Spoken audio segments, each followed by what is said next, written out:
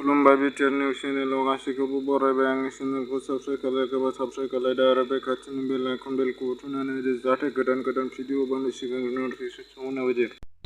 थामथि बड'लेण्ड बुब्लि गायसननाय सान फालिनायजों लोब्बा लाखिनानै मैया बड'लेण्ड बुब्लि देग्लायनि साबसिन खौरांगिरि महरै अनसुला बसुमतारिया देरहासार जानो हायो। बिथांनो गांसे आर'नाइ, मान बिलाइ आरो इसे अनसुंथाइ बड'लेण्ड बुब्लिनिफ्राय गथायनाय जायो।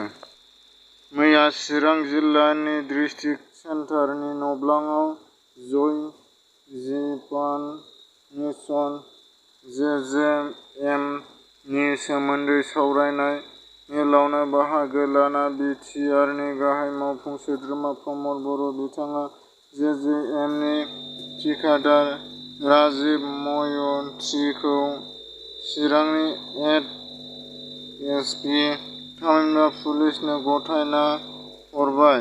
बिटिआरनि गाहाय मावफुं सोद्रोमा प्रमद बर'आ चिरां जिल्लानि बारग' एनडिबि इउनाइटेड फ'रामनि खौरां मेल। बिथाङा गावसिनि एनडिबिनि माखासे थांना थानायनि लामा आरो माखासे गावसिनि सुबिदाफोरखौ लानानै बिथाङा खौरां मेल खालामदों।